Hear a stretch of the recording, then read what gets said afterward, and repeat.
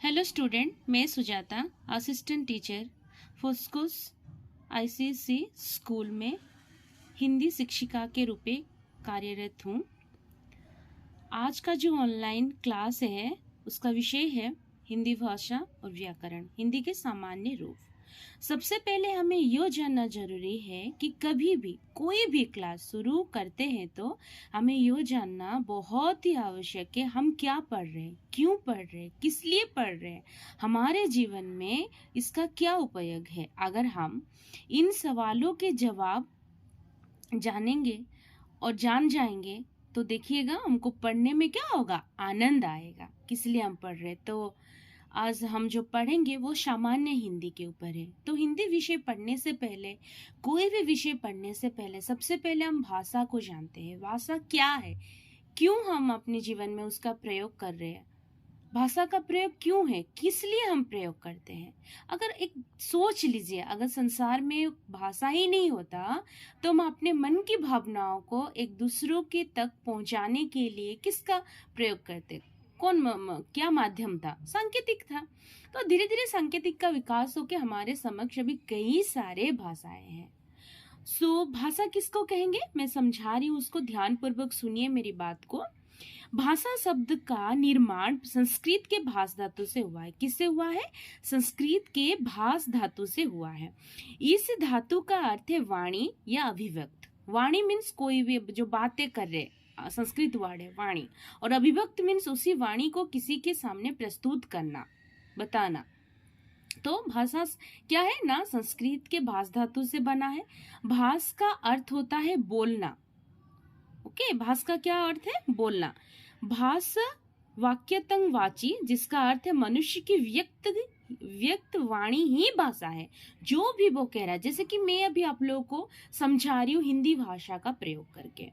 तो भाषा के माध्यम से मनुष्य के भाव तथा विचार व्यक्त होते हैं। जो भी उसके मन में भावनाएं है, जो भी कुछ है, वो भाषा के माध्यम से क्या होता है, व्यक्त होता है।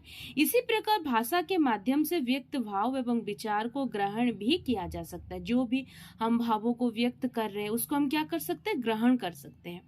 इससे स्पष्ट होता है कि भाषा सामाजिक मनुष्य के बीच भाव तथा विचार के पारस्परिक आदान प्रदान का एक सार्थक माध्यम है।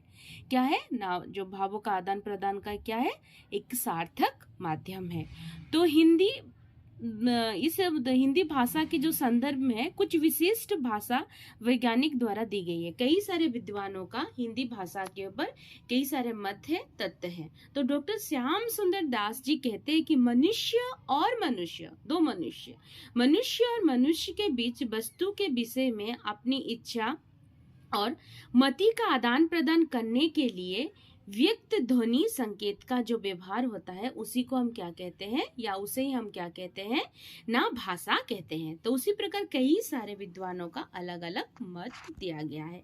भाषा की कुछ विशेषताएं हैं ना, भाषा की प्रमुख विशेषताएं अग्रलिखित है। अग्रलिखित है, भाषा प्रतीकात्मक है, भाषा ध्वनिमय है, भाषा का संबंध मनुष्य से है, भाषा परिवर्तनशील है, भाषा की क्षेत्रीय सीमाएं होती है, भाषा सरलता और प्रौढ़ता की दिशा में सतत गतिशील होती है। समाज के सांस्कृतिक विकास एवं पतन के साथ भाषा के विकास एवं पतन भी सीधे जुड़े हुए हैं। उसी तरीके से भाषा की प्रकृति है। तो भाषा का रूप है वो बोलियां है, परिनिष्ठित भाषा और राष्ट्रभाषा, राज्य भाषा। बोलियां क्या है, बोलियां के बाद हम जानते हैं हिंदी में लिपि, लिपि के बाद आता है हमारे व्याकरण। जैसे आप बोलियां जान गए उसके बाद लिपि, एक जो हिंदी की लिपि है, ये सारे क्या है, हिंदी की लिपि है। फिर उस लिपि को सही रूप से लिखने के लिए, बोलने के लिए हम किसका प्रयोग करते हैं, व्याकरण का प्रयोग करते हैं। बोली क्या है ना, भाषा के जिन रूपों का प्रयोग साधारण जनता अपने समूह या घरों में करता है, जो भी जहाँ पे बैठा हुआ रहता है उसके समूह या अपने घर में करते हैं तो उसे क्या कहते हैं, हम बोली कहते हैं। भारत में कुल मिलाकर लगभग 650 बोलियां बोली जाती है, जो कि देश के विभिन्न क्षेत्र में प्रचलित है। यो घास पास की तरह अपने आप जन्म ले जाता है। बोलिया क्या है, जैसे कहीं भी कुछ है तो पानी गिर गया तो यहाँ घास उग जाता है, उसी तरीके से भाषा जो है कहीं भी घास पास की तरह, नॉट भाषा नहीं, बोलिया घास पास की तरह क्या होता है, जन्म ले लेता है। तो कई सारे ऐसे बोलियां हैं जैसे भोजपुरी, मगही, अवधी, ब्रज भाषा आदि। तो हिंदी की उपभाषाएं क्या है ना, पूर्वी हिंदी, पश्चिमी हिंदी, राजस्थानी हिंदी, बिहारी हिंदी और पहाड़ी हिंदी। पूर्वी हिंदी की डेफिनेशन है, पश्चिमी हिंदी की, सब कुछ है। अगर आपको चाहिए तो मैं इसका पीडीएफ बना के आपको दे दूंगी, मुझे कमेंट कर दीजिएगा तो मैं पीडीएफ बना के दे दूंगी। मैं थोड़ा थोड़ा करके समझा रही हूँ, नहीं तो वीडियो काफी ज्यादा लंबा हो जाएगा। उपभाषाएं सुरसेनी, अर्धमागधी, सरसेनी, खसमागधी, जो हिंदी की 5 उपभाषाएं हैं। अपभ्रंश के क्षेत्रीय रूप, उपभाषाएं और बोलियां, ये सारे बोलियां हैं। कुल मिला के जो 18 बोलियां हैं। खड़ी बोली या कोरबी, ब्रजभाषा, हरियाणवी, बुंदेली, कन्नेजी, अवधी, बघेली, छत्तीसगढ़ी, मारवाड़ी, जयपुरी, मेवाड़ी, मालवी, गढ़वाली, कुमानी, कुलैवी एंड मगही, भोजपुरी, मैथिली। अब आते हैं हम राष्ट्रभाषा और राज्यभाषा।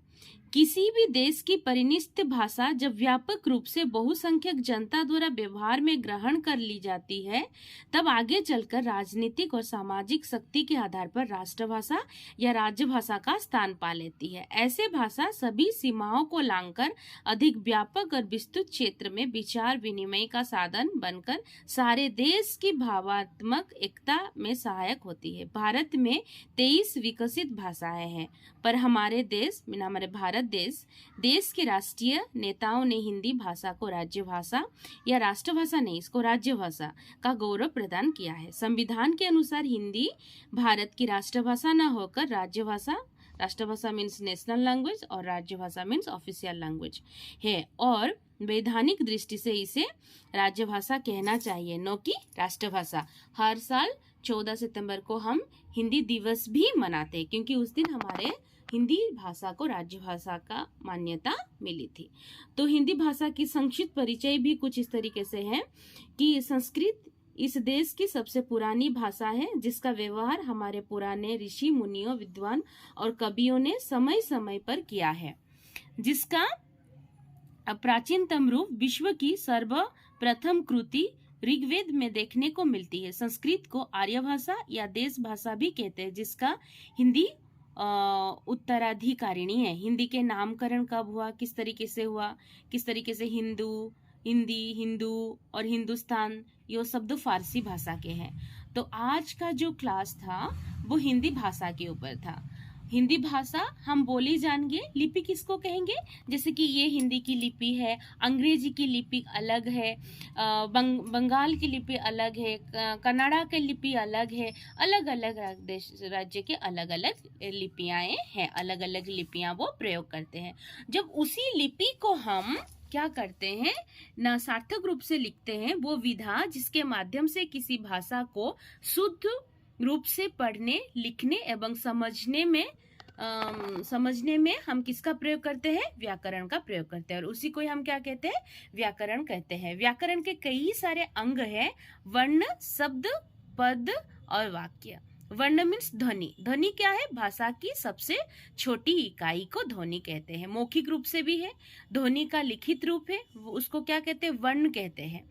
ध्वनि वर्ण का मौखिक रूप एवं वर्ण ध्वनि का लिखित रूप, तथा वर्ण 2 प्रकार है, स्वर और व्यंजन। आगे चलकर मैं इसको समझाऊंगी।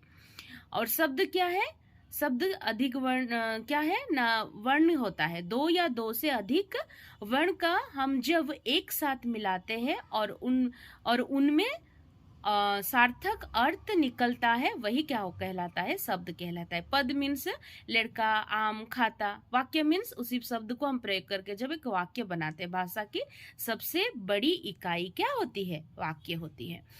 दूसरे क्लास में हम व्याकरण के अंग को विस्तार रूप से पढ़ेंगे, और उसके साथ साथ उसको पढ़ाने से पहले मैं लिपि की क्या परिभाषा है मैं नेक्स्ट क्लास में समझाऊंगी। आशा करती हूँ आज की मेरी जो क्लास है या कक्षा आपको बहुत ही अच्छी लगी होगी। अगर अच्छी लगी है तो प्लीज शेयर करना मत भूलिए, सब्सक्राइब कीजिए और लाइक कीजिए, कमेंट कीजिए, सब्सक्राइब बटन के पास जो बेल आइकन है उसको थोड़ा दबा दीजिए।